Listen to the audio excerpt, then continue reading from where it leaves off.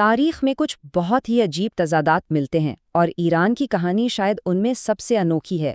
یہ ایک ایسی تہذیب کی داستان ہے جسے ہزاروں سال تک حملہ آوروں نے فوجی شکست دی، لیکن ہر بار حیرت انگیز طور پر ثقافتی فتح اسی کی ہوئی۔ تو آخر یہ کیسے ہوا؟ ایران نے ہمیشہ اپنے فاتحین کو کیسے فتح کیا؟ آئیے اس راز سے پردہ اٹھاتے ہیں۔ یہ ایک گہرا سوال ہے۔ ذرا سوچئے، سکندر اعظم کے مقدونی لشکر، پھر عرب خلافت کے جھنڈے تلے آنے والی فوجیں، اور پھر چنگیز خان کے منگول دستے، سب نے ایرانی سطح مرتفع کو فتح کیا۔ کوئی بھی دوسری قوم ہوتی تو اتنے شدید حملوں کے بعد شاید تاریخ کے صفحات سے ہی مٹ جاتی، لیکن ایران کے ساتھ کچھ بالکل ناقابل یقین ہوا۔ ہر شکست کے باوجود ایرانیوں نے ایک حیران کن حکمت عملی اپنائی۔ وہ فوجی طاقت سے نہیں بلکہ اپنی ثقافت کی کشش سے لڑتے تھے۔ نتیجہ، کچھ ہی نسلوں میں حملہ آور خود فارسی بن جاتے، یہاں کی زبان، فن تعمیر اور یہاں تک کہ لباس بھی اپنا لیتے۔ تو سوال یہ ہے کہ اس زبردست قسم کی مزاحمت کی بنیاد کیا تھی؟ ایران کا اصل ہتھیار کوئی تلوار یا کمان نہیں تھا، بلکہ ایک بہت ہی طاقتور نظریہ تھا۔ عیسائیت اور اسلام سے بہت پہلے ایرانی سطح مرتفع پر زرتشتیت کا جنم ہوا۔ یہ صرف ایک مذہب نہیں تھا، اس نے قدیم ایرانیوں کے لیے ایک ایسی متحد ثقافتی اور نظریاتی شناخت پیدا کی جس نے ان کے سوچنے کا انداز ہی بدل دیا۔ ان کے لیے پوری کائنات نیکی اور بدی کے درمیان ایک جنگ کا میدان تھی۔ اہورا مزدا روشنی اور سچائی کا خدا تھا، جبکہ اہرمن تاریکی اور جھوٹ کی روح۔ اور سب سے اہم بات یہ تھی کہ ایرانی ہونے کا مطلب روشنی کا سپاہی ہونا تھا، جو خانہ بدوش حملہ آوروں کی تاریکی کے خلاف لڑ رہا تھا۔ اس ایک تصور نے پوری قوم کو غیر معمولی طور پر متحد کر دیا۔ لیکن زرتشتیت نے ایک بالکل انقلابی نظریہ پیش کیا۔ یہ شاید تاریخ کی پہلی روایت تھی جس نے کہا کہ وقت گول دائرے میں نہیں گھومتا، بلکہ ایک سیدھی لکیر کی طرح چلتا ہے، یعنی تاریخ کا ایک آغاز ہے، ایک مقصد ہے اور ایک حتمی انجام ہوگا۔ یہ وہ نظریہ ہے جس نے بعد میں یہودیت، عیسائیت اور اسلام کی دنیا کو بھی تشکیل دیا۔ اور اسی نظریاتی بنیاد پر ایران کی پہلی سپر پاور ہخامنشی سلطنت کی بنیاد 550 قبل مسیح میں سائرس اعظم نے رکھی۔ سائرس ماضی کے ظالموں جیسا نہیں تھا، اس نے اپنی سلطنت کی بنیاد مقامی ثقافتوں کے احترام پر رکھی۔ اس کی سلطنت مصر سے لے کر وادی سندھ تک پھیلی ہوئی تھی، جس میں اس وقت کی دنیا کی تقریباً نصف آبادی رہتی تھی۔ لیکن وہ خانہ بدوش تاریکی کا خطرہ ہمیشہ موجود تھا۔ وسطی ایشیا میں ماساگتائی قبیلے کے خلاف ایک جنگ میں سائرس اعظم کی بڑی وحشیانہ موت ہوئی۔ کہتے ہیں کہ ملکہ تومیرس نے انتقاماً اس کا سر کاٹ کر انسانی خون سے بھرے ایک تھیلے میں پھینک دیا تھا۔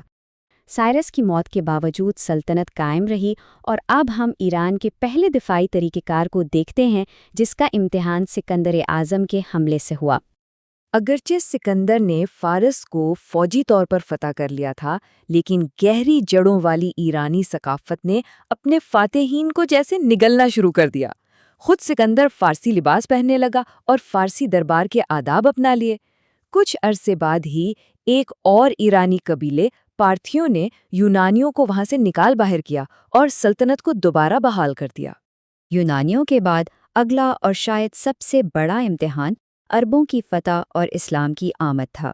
ایک بار پھر ایرانی ثقافت کو اپنی بقا کے لیے ایک نیا راستہ تلاش کرنا پڑا۔ روم اور بازنطین کے ساتھ صدیوں کی جنگوں نے ساسانی سلطنت کو بہت کمزور کر دیا تھا، اور آخرکار وہ جزیرہ نما عرب سے آنے والی فوجوں کے سامنے گر گئی۔ ایران عرب حکمرانی کے تحت آ گیا اور اسلام نے زرتشتیت کی جگہ لے لی۔ کسی بھی دوسری ثقافت کے لیے یہ اس کی مکمل موت ہوتی، لیکن ایرانیوں نے ایسا نہیں ہونے دیا۔ انہوں نے ثقافتی طور پر جوابی حملہ کیا۔ اسلامی خلافت، خاص طور پر عباسیوں کے دور میں، فارسی بیوروکریٹس، علماء اور شاعروں پر بہت زیادہ انحصار کرنے لگیں۔ فارسی زبان نہ صرف زندہ رہی بلکہ اس میں عظیم سائنٹیفک اور شاعرانہ کام تخلیق ہوتے رہے۔ ایران کی اپنے فاتحین کو جذب کرنے کی صلاحیت کا سب سے بڑا اور کہہ سکتے ہیں سب سے وحشیانہ امتحان منگول اور تیموری حملے تھے۔ منگولوں نے صرف علاقے فتح نہیں کیے، انہوں نے شہروں کے شہر تباہ کر دیے اور ہزاروں سال پرانے آبپاشی کے نظام کو صفحہ ہستی سے مٹا دیا۔ ایک وقت تو ایسا لگتا تھا کہ ایران اب خانہ بدوشوں کی چراگاہ بن کر رہ جائے گا۔ لیکن پھر وہی ایرانی تضاد دوبارہ سامنے آیا۔ چنگیز خان کے پوتے ہلاکو خان نے یہاں ایک منگول ریاست تو قائم کر لی، لیکن چند ہی دہائیوں میں یہ سخت گیر فاتح اسلام قبول کر چکے تھے، فارسی کو ریاستی زبان بنا چکے تھے اور فارسی ثقافت کے سب سے بڑے سرپرست بن گئے تھے۔ ایسا لگتا تھا جیسے ایرانی ثقافتی کورٹ نے اپنے حملہ آوروں کو مکمل طور پر ری پروگرام کر دیا ہو۔ یہ قدیم شناخت آج بھی جدید قوم کی تشکیل کر رہی ہے۔ آئیے 20ویں صدی میں چلتے ہیں یہ دیکھنے کے لیے کہ یہ کہانی کیسے جاری ہے۔ 1925 میں رضا شاہ پہلوی ایک فوجی بغاوت کے نتیجے میں اقتدار میں آئے۔ انہوں نے ملک کو جدید بنانے کا بیڑا اٹھایا اور 10 سال بعد عالمی سطح پر ایک بہت ہی فیصلہ کن قدم اٹھایا۔ صدیوں سے مغربی دنیا اس ملک کو پرشیا کہتی تھی، جو ایک یونانی نام تھا۔ یہ نام یورپ میں اکثر پسماندگی اور ایگزوٹسزم سے جوڑا جاتا تھا۔ رضا شاہ نے اعلان کیا، بس بہت ہو گیا۔